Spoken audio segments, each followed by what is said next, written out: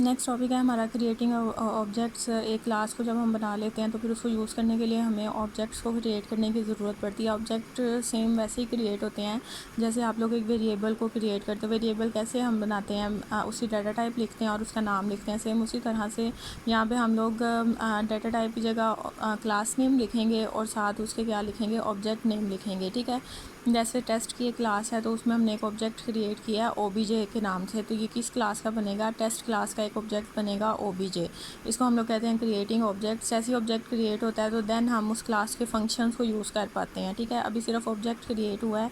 अब हमारी क्लास में अगर 10-20 फंक्शन है तो उसमें से जो फंक्शन हमने एग्जीक्यूट करना है हम उसे कॉल कर लेंगे। ठीक है, उसको कॉल करने का तरीका होता है, ये है एग्जीक्यूटिंग मेंबर फंक्शन, इसको हम लोग कहते हैं। इसको कॉल करने का तरीका ये होता है कि आप लोग लिखते हो ऑब्जेक्ट नेम, जो जैसे ओबीजे हमने ऑब्जेक्ट बनाया है ओबीजे डॉट फंक्शन नेम। ठीक है, फंक्शन का जो नाम है, लाइक इनपुट का एक फंक्शन है तो हमने क्या लिखना है, ओबीजे डॉट इनपुट, और इसके साथ हमने पैरेंथेसिस लगा देनी है। अगर यहाँ पे कोई पैरामीटर्स होते तो हम पैरामीटर्स भी देते और फिर उसके बाद हमने सेमीकोलन लगा देना है। ठीक है, ये फंक्शन कॉलिंग का मेथड है। लाइक यहाँ पे उसने लिखा हुआ है कि टेस्ट है हमारे पास ऑब्जेक्ट, ऑब्जेक्ट हमने बना लिया। ठीक है, और फिर हमने उसका एक फ़ंक्शन कॉल किया ओबीजे डॉट इनपुट के नाम से, तो ये मेंबर फंक्शन है। ठीक है, उसके बाद आ जाता है हमारे पास राइट अ प्रोग्राम। एग्जांपल्स हैं कुछ। Write a program that declares a class with one integer data member. आपने क्लास बनानी है जिसके अंदर एक डाटा मेंबर होगा जो कि इंटीजर टाइप का होगा। ठीक है, डाटा मेंबर और मेंबर फंक्शंस होते हैं ना, डाटा मेंबर्स वो होते हैं जो प्राइवेट में लिखे जाते हैं और मेंबर फंक्शंस वो होते हैं जो पब्लिक में लिखे जाते हैं। तो आपके पास एक डाटा मेंबर होगा एंड 2 मेंबर फंक्शन और 2 फंक्शंस होंगे। ठीक है, ये 2 फंक्शंस किस नाम से होंगे, इन एंड आउट के नाम से। इन वाला फंक्शन इनपुट करने के लिए होगा और आउट वाला function output data in the data member, जो भी डाटा मेंबर है उसके अंदर डाटा को आउटपुट करने के लिए हमारे पास इनपुट और आउटपुट का फंक्शन होगा। ठीक है, सबसे पहले हम क्लास बनाते हैं। क्लास जो है वो मेन के फंक्शन में नहीं बनती, मेन के फंक्शन के ऊपर नीचे आप बना सकते हो। ठीक है, क्लास का कीवर्ड लिखेंगे और क्लास का नाम हमने क्या रख दिया हुआ है, टेस्ट रख दिया हुआ है। ठीक है, अब यहाँ पे 2 पार्ट्स हो गए हैं, एक प्राइवेट और एक हमारे पास क्या आ गया, पब्लिक आ गया। ठीक है, प्राइवेट में आपने एक डाटा मेंबर रखना था जो कि इंटीजर टाइप का था, तो हमने क्या रखा है, इंटीजर एन। उसके बाद पब्लिक में हमने 2 फंक्शन बनाए थे, एक इन के नाम से और एक आउट के नाम से। वाइड इन के नाम से हमने फंक्शन बनाया सी आउट, एंटर अ नंबर के एक नंबर एंटर करो, और इनपुट हम किस में ले रहे हैं, एन के अंदर इनपुट ले रहे हैं। सपोज़ कि यहाँ पे वो नंबर में 10 एंटर कर देता है। ठीक है, उसके बाद हमने आउटपुट का एक फंक्शन बनाया वाइड आउट। सी आउट हमने क्या लिखा है, डबल कोट्स में, the value of n is equal, और हमने किसको शो करवा दिया है, एन को शो करवा दिया। वो क्या डिस्प्ले करवाना चाहिए, उसको 10 डिस्प्ले करवाना चाहिए। यहाँ पे हमारी क्लास ख़त्म हो गई है और हमने क्लास के एंड पे क्या लगा दिया, सेमीकोलन लगा दिया। अब मेन के फंक्शन में हम जाएंगे, इस क्लास को यूज़ करने के लिए हम उसका एक ऑब्जेक्ट बनाएंगे टेस्ट ऑब्जेक्ट के नाम से। फिर हम ऑब्जेक्ट का फंक्शन, यानी कि अब इसमें डाटा मेंबर बन गया होगा लेकिन हम उसे यूज़ नहीं कर सकते क्योंकि वो प्राइवेट है, तो फिर उसको यूज़ करने के लिए हमें फंक्शंस की ज़रूरत पड़ेगी जो कि पब्लिक हैं। ऑब्जेक्ट डॉट इन, पहले हम इन का फंक्शन कॉल करेंगे तो वो इनपुट ले लेगा, और फिर हम आउट का फंक्शन कॉल करेंगे तो वो जो उसने इनपुट ली होगी वो उसको क्या कर देगा, डिस्प्ले करवा देगा। ठीक है, तो इन का फंक्शन और आउट का फंक्शन कॉल हो जाएगा, और इन में अगर 10 पड़ा हम इनपुट देते हैं तो आउट में हमें वो क्या डिस्प्ले करवा देगा, 10 को डिस्प्ले करवा देगा। ठीक है, उसके बाद नेक्स्ट है हमारे पास write a class marks with 3 data members to store 3 marks. ठीक है, हमने 3 डाटा मेंबर्स लेने हैं 3 सब्जेक्ट्स के मार्क्स को स्टोर करवाने के लिए। ठीक है, क्लास हमने बनानी है मार्क्स के नाम से। राइट 3 मेंबर फंक्शन, और 3 ही मेंबर फंक्शन होंगे, एक इन टू इनपुट मार्क्स, एक इनपुट करने के लिए होगा, एक सम के लिए होगा कि जितने भी मार्क्स एंटर हुए उनका सम लिया जाए, और थर्ड वन क्या है, रिटर्न द सम, और थर्ड ने हमें क्या रिटर्न करना है, सम को रिटर्न करना है, और साथ उसने एवरेज यानी कि सम भी करना है। सम तो हो जाएगा ना सम के फंक्शन में, तो फिर हमने उसके रिटर्न, बेसिकली हमने एवरेज को रिटर्न करवाना है। ठीक है, पहले फंक्शन में हमने वैल्यूज़ इनपुट लेनी है, दूसरे फंक्शन में सम का फंक्शन बनाना है लेकिन उसने रिटर्न किसको करना है, सम को, और थर्ड फंक्शन ने हमारे पास रिटर्न किसको करना है, एवरेज को। अब यहाँ पे हम लोग बनाते हैं जी क्लास मार्क्स के नाम से। मार्क्स के नाम से हमने क्लास बनाई है। ठीक है, इसमें प्राइवेट में हमने रखा है इंटीजर ए बी एंड सी, तीन इंटीजर्स प्राइवेट मेंबर्स, हम 3 सब्जेक्ट्स के मार्क्स रखने थे ना, तो हमने उसके अंदर 3 इंटीजर्स रख दिए हैं ए, बी और सी के नाम से, ठीक है।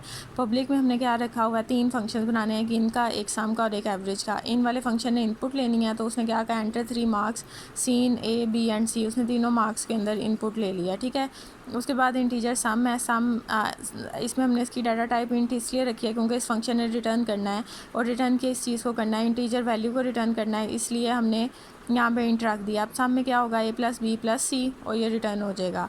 एवरेज हमेशा हमारे पास फ्लॉट वैल्यू में आती है, इसलिए हमने उसकी रिटर्न टाइप क्या रखी हुई है, फ्लॉट, और रिटर्न उसने क्या करना है, ए प्लस बी प्लस सी, इनका सम होगा और डिवाइड किसी साथ हो जाएगा 3 के साथ, जो भी आंसर आएगा वो ये फंक्शन रिटर्न करेगा, ठीक है। अब यहाँ पे हमने मेन के फंक्शन में मार्क्स के नाम का एक ऑब्जेक्ट क्रिएट किया, मार्क्स क्लास का एम के नाम से, ठीक है, और एक हमने इंटीजर एस ले लिया, एक फ्लॉट है। ये हमने जो 2 वैल्यूज़ ली हैं, ये जो रिटर्न करेंगे ना फंक्शन, इनकी वैल्यू को स्टोर करवाने के लिए यूज़ किया है, ठीक है। अब यहाँ पे उसने देखो एम डॉट इन, सबसे पहले इनपुट वाला फंक्शन कॉल किया कि मार्क्स इनपुट किए जाएं। सपोज़ उसने तीनों सब्जेक्ट्स में मार्क्स जो हैं वो एंटर किए हैं 50, 40 एंड 50, ठीक है। उसके बाद उसने एम डॉट सम को कैलकुलेट किया, मतलब एम हमारे पास ऑब्जेक्ट नेम और सम हमारे पास फंक्शन नेम है, ठीक है। सम वाला फंक्शन कॉल किया, इसने जो भी रिटर्न किया, यानी कि 50 प्लस 50 हमारे पास 100 और 140 आ जाएगा, तो सम हमें क्या रिटर्न करेगा, 140, वो हमने किस में स्टोर करवा दिया, इस एस वाले वेरिएबल में, ठीक है। इसी तरह से हम एवरेज कैलकुलेट करेंगे, A is equal to M dot average, ठीक है। 140 को अगर हम 3 के साथ डिवाइड करें तो हमारे पास आता है 46.67 समथिंग, तो वो किस में आ जाएगा, ए वाले वेरिएबल में स्टोर हो जाएगा। अब आप सम को डिस्प्ले करवा दोगे एस में और एवरेज को डिस्प्ले करवा दोगे ए के साथ, ठीक है। उसके बाद नेक्स्ट आ जाता है हमारे पास राइट अ क्लास सर्कल। आपने एक सर्कल की क्लास बनानी है विद 1 डाटा मेंबर रेडियस, उसमें एक डाटा मेंबर होना चाहिए रेडियस, ठीक है। मतलब प्राइवेट के अंदर आपके पास सिर्फ क्या होना चाहिए, रेडियस, जो उसने फ्लॉट टाइप का रखा हुआ है। राइट 3 मेंबर फंक्शन, आपने इसके 3 मेंबर फंक्शन बनाने हैं, एक get radius to set radius, radius input लेने के लिए एक फंक्शन आपने बनाना है, ठीक है। उसके बाद नेक्स्ट उसने कहा है कि set radius value with parameter value. यहाँ पे आपने इनपुट नहीं लेना, जो आप फंक्शन जब कॉल करते हो इस टाइम पे, जहाँ पे ये फंक्शन कॉल हो रहा है इस टाइम पे अगर आप इसके अंदर कुछ इनपुट दोगे, यानी कि पैरामीटर दोगे, वो वैल्यू जाके स्टोर होगी रेडियस में, ठीक है। उसके बाद आ जाएगा एरिया टू डिस्प्ले रेडियस, एक एरिया का फंक्शन बनाएंगे, उसके अंदर उस जो रेडियस हमने इनपुट किया उसके साथ उस एरिया को शो करवाएंगे, और circumference to calculate and display the circumference of the circle, और फिर सर्कमफेरेंस के लिए हम लोग एक फ़ंक्शन बनाएंगे, 3 फंक्शन बनाएंगे, एक रेडियस गेट करने के लिए, एक एरिया कैलकुलेट करने के लिए, और एक हमारे पास होगा सर्कमफेरेंस को कैलकुलेट करने के लिए, ठीक है। यहाँ पे हम क्लास सर्कल बना रहे हैं, प्राइवेट पार्ट के अंदर रेडियस रख रहे हैं, पब्लिक के अंदर हम लोग रख रहे हैं void get radius. Get radius का फंक्शन बनाया जो कि एक पैरामीटर लेगा, जब हम कॉल करेंगे उस टाइम पे ये पैरामीटर साथ आएगा, ठीक है, फ्लोट आर से, और वो जो आर है वो किसके अंदर स्टोर करवा देंगे, इस रेडियस के अंदर स्टोर करवा देंगे, ठीक है। फिर हमने इसका एरिया कैलकुलेट करना है, एरिया कैलकुलेट करने के लिए cout area of circle as it is print होगा। एरिया का फार्मूला होता है हमारे पास 3 पाई आर स्क्वायर होता है ना, तो 3.14 मल्टीप्लाई रेडियस कैलकुलेट हो जाएगा, ठीक है। उसके बाद हमारे पास आ जाता है सर्कमफेरेंस, हमने कैलकुलेट करना है, तो ये सर्कमफेरेंस ऑफ सर्कल है, इसका फार्मूला होता है 2 पाई आर 2 मल्टीप्लाई 3.14 मल्टीप्लाई रेडियस, ये हो गया। अब आपने इसमें क्या करना है, मेन के फंक्शन के अंदर हमने कॉल करना है सर्कल का एक ऑब्जेक्ट बनाया C1 के नाम से, एक हमने रेडियस के नाम का वेरिएबल डिक्लेयर किया है, क्योंकि जब हमने इसको कॉल करना है गेट रेडियस के फंक्शन को, तो हमने एक पैरामीटर देना है रेड के नाम से, ठीक है। तो यहाँ पे हम उसे कहते हैं यूज़र को कि एंटर रेडियस के रेडियस एंटर करो, सी इन रेडियस, वो रेडियस एंटर करता है 5। अब हमने जब फंक्शन कॉल करना है तो हमने क्या लिखा, C1 object name, get radius function का नेम, और इसको एज अ पैरामीटर क्या दे दिया, रेड, यानी कि 5 पास कर दिया, ठीक है। अब ये 5 इसके अंदर आ गया। अब 5 जब फंक्शन यहाँ पे चलेगा तो इस फ्लोट आर के अंदर हमारे पास क्या होगा, 5 होगा, और वो 5 कहाँ पे कॉपी हो जाएगा, इस रेडियस के अंदर कॉपी हो जाएगा, ठीक है। तो ये जो है ना, ये आपके पास है विद पैरामीटर्स, हम अपने फंक्शन को कॉल कर रहे हैं। गेट रेडियस वो 5 दे देगा, उसके बाद एरिया कैलकुलेट हो जाएगा और सर्कमफेरेंस कैलकुलेट होगा, तो वो आपको दोनों चीज़ें जो हैं वो डिस्प्ले करवा देगा, ठीक है। उसके बाद जी नेक्स्ट आ जाता है हमारे पास write a class book with 3 data members. आपने बुक की क्लास बनानी है, उसके अंदर 3 डाटा मेंबर्स होंगे, book ID, pages and price. तीनों डाटा मेंबर्स हैं, ठीक है। It also contains the following member function. उसके अंदर ये फंक्शंस होने चाहिए। The get function is use to input value. Get function बनाएंगे इन सारी वैल्यूज़ को इनपुट लेने के लिए। शो का फंक्शन बनाएंगे इन सारी वैल्यूज़ को डिस्प्ले करवाने के लिए। सेट का फंक्शन बनाएंगे हम लोग, is use to set the value of data members using parameters. जिस तरह हमने यहाँ पे पैरामीटर्स के साथ किया, उस तरह से सेट फंक्शन काम करेगा। और get price function is use to return the value of the price. और गेट प्राइस का जो फंक्शन है वो क्या रिटर्न करेगा, जो हमने प्राइस इनपुट की होगी ना, वो इस मेथड से की हो या इससे की हो, वो क्या करेगा, वो आपको इस वैल्यू को, इस प्राइस को डिस्प्ले करवाएगा, ठीक है, रिटर्न करेगा। The program should create 2 objects of the class. आपने 2 क्लास के ऑब्जेक्ट्स बनाने हैं, एक नहीं बनाना। And input values for these objects, और इन वैल्यूज़ को इनपुट करवाना है। The program display the detail of most costly book. और मोस्ट कॉस्टली बुक जो है ना, उसके बारे में आपने पता करना है। अब वो हमें कहाँ से पता चलेगी, इस प्राइस की वाले फंक्शन से हमें पता चलेगा कि कौन सी जो बुक है वो हमारे पास मोस्ट कॉस्टली बुक है, ठीक है। यहाँ पे हमने बुक की क्लास बनाई, 3 मेंबर फंक्शन बना दिए, बुक आईडी, पेजेस और प्राइस। प्राइस फ्लोट में रखी है, और बुक आईडी और पेजेस जो हैं वो हमारे पास इंटीजर में आ जाएंगे, ठीक है। फिर हमने पब्लिक के अंदर गेट का सबसे पहले गेट का फंक्शन बनाएंगे, क्योंकि इसके अंदर हमने वैल्यूज़ को इनपुट लेना है। तो हम 3 वैल्यूज़ इनपुट लेंगे, बुक आईडी, पेजेस और प्राइस। ये फंक्शन हमारे पास ख़त्म हो गया। उसके बाद शो का फंक्शन बनाया, इसके अंदर हमने वैल्यूज़ को शो करवाना है। इन तीनों वैल्यूज़ को हम लोग क्या करवा देंगे, सी आउट करवा देंगे, बुक आईडी, पेजेस और प्राइस को, ठीक है। अब उसके बाद नेक्स्ट आ जाएगा हमारे पास, हमने सेट करनी है वैल्यूज़ थ्रू पैरामीटर्स। ये 3 पैरामीटर्स फंक्शन कॉलिंग के टाइम पे हम इन्हें वैल्यूज़ देंगे, वो यहाँ पे कॉपी होंगी और इसके अंदर स्टोर हो जाएंगी। बुक आईडी में आईडी आ जाएगी, पीजी वाली पेजेस के अंदर, और पीआर वाली किस में आ जाएगी, प्राइस के अंदर आ जाएगी, ठीक है। उसके बाद गेट प्राइस जो है वो किसको रिटर्न करेगी, रिटर्न प्राइस को रिटर्न करेगी, ठीक है। अब ये तो फंक्शंस क्लास बन गई। अब मेन के फंक्शन में हमने 2 ऑब्जेक्ट्स क्रिएट करने हैं, B1 और B2 के नाम से। B1 dot gate. अब ये जो है ये सेट का फंक्शन है, हमने गेट का फंक्शन ये बनाया हुआ है, ठीक है। इसके अंदर वो क्या करे, कोई पैरामीटर नहीं है, हम इसे गेट कर रहे हैं, तो वो क्या करेगा, बुक आईडी, पेजेस और प्राइस को इनपुट करेगा। यहाँ पे उसने 1, 2, 50 और 125 जो है ना वो इनपुट किया हुआ है, ठीक है। उसके बाद हमने उसे B2 डॉट सेट के फंक्शन से दूसरी बुक के अंदर वैल्यू स्टोर करवाई हैं। आईडी में हमारे पास क्या आ जाएगा, 2, आईडी में 2 आ जाएगा, पेजेस में 320 आ जाएगा, और प्राइस में आ जाएगा 150.75, ठीक है। ये सारी वैल्यूज़ इसके अंदर कॉपी हो जाएंगी, बुक आईडी, पेजेस और प्राइस के अंदर।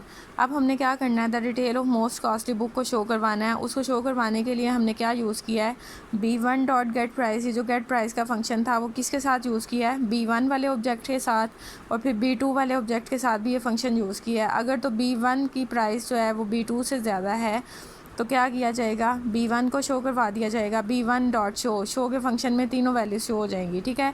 और अगर ऐसा नहीं है तो हमने किसको शो करवाना है, B2 डॉट शो को हमने डिस्प्ले करवा देना है, ठीक है। अब सपोज करो, देखो 150, यहाँ पे B2 की प्राइस है 150.75, जबकि B1 जो उसने एंटर किया वो है हमारे पास 125.20। तो किसकी प्राइस ज़्यादा है, B2 की प्राइस ज़्यादा है, जो कि पैरामीटर्स में हमने दी हुई थी, ठीक है। तो वो क्या करेगा, 320 और 150.75 को इस शो के फंक्शन की वजह से, इस लाइन की वजह से क्या करेगा, डिस्प्ले करवा देगा, ठीक है। तो हमारे सामने ये वाली वैल्यूज़ जो हैं वो शो हो जाएंगी। उसके बाद जी नेक्स्ट हमारे पास है 13.5, इसको भी देख लेते हैं। Right a class result that contains roll number. आपने रिजल्ट की क्लास बनानी है जिसके अंदर डाटा मेंबर्स होने चाहिए, role number, name and marks of 3 subjects.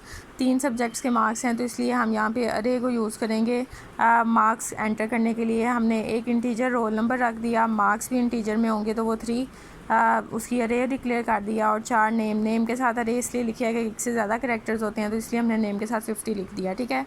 The marks are stored in an array of integer.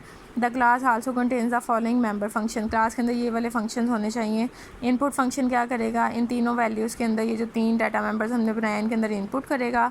Show function इनको डिस्प्ले करवाएगा। टोटल फंक्शन रिटर्न्स है टोटल मार्क्स ऑफ स्टूडेंट्स। ये जो हमने 3 मार्क्स एंटर किए होंगे, टोटल का फंक्शन क्या करेगा, इन तीनों मार्क्स को टोटल मार्क्स यानी कि इन सब का सम करके आपको डिस्प्ले करवाएगा, और एवरेज फंक्शन इन तीनों मार्क्स का क्या कैलकुलेट करेगा, एवरेज कैलकुलेट करेगा। ठीक है, अब यहाँ पे हमने डाटा मेंबर्स तो बना लिए। अब इनपुट के लिए हमें एंटर रोल नंबर, सीन, रोल नंबर, नेम इनपुट ले लेंगे।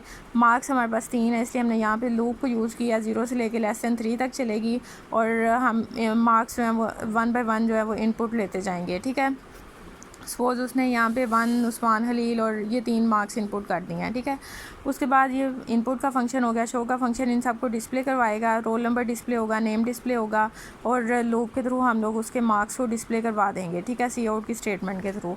उसके बाद टोटल कैलकुलेट करना है। 3 सब्जेक्ट्स हैं, तीनों सब्जेक्ट्स का टोटल टी=0 से इनिशलाइज़ करवाया है। टी प्लस मार्क्स आई, वो 1 बाय 1 तीनों मार्क्स से, लाइक यहाँ पे ये मार्क्स की अरे होगी 1 2 3। एक में हमारे पास 90 पड़ा हो, अगर 85 और 82। ठीक है, ये मार्क्स हैं। अब ये लूप हमने यूज़ किया 0 1 एंड 2, 0 से स्टार्ट होगी, <3 तक चलेगी, और T plus marks I. First time जब लूप चलेगी टी की वैल्यू 0 है, मार्क्स आई यानी कि आई 0 पे है, तो मार्क्स ऑफ 0 में हमारे पास क्या आ जाएगा 90, तो वो 90 को डिस्प्ले करवा देगा। उसके बाद आई की वैल्यू इंक्रीमेंट होगी, 1 पे चले जाएगी, तो मार्क्स में टी में 90 पड़ा हुआ, 90 प्लस 85 डिस्प्ले हो जाएगा, और फिर इसी तरह से 82 भी प्लस हो जाएगा। तो ये हमारे पास टोटल को शो करवा देंगे। उसके बाद सेम यही लूप हम लोग यूज़ करेंगे जो हमने यहाँ पे यूज़ किया है। टोटल कैलकुलेट करके उसके अंदर रिटर्न किसको करवा देंगे, t/3, क्योंकि 3 मार्क्स हैं तो एवरेज कैलकुलेट करने के लिए t/3 करेंगे, और ये हमारे पास फ्लोट के अंदर वैल्यू रिटर्न करेगा, और ये हमारे पास इंटीजर के अंदर वैल्यू रिटर्न करेगा। ठीक है, ये फंक्शंस बन गए हैं। तो आप लोग इसको सिंपली क्या करोगे, मेन के फंक्शन में एक रिज़ल्ट आर के नाम से ऑब्जेक्ट क्रिएट करोगे, r.input, r.show, और फिर r.total और r.average इन सारे वैल्यूज़ को शो करवा देंगे। ठीक है, तो यहाँ तक हमारे पास ये आ जाएगा।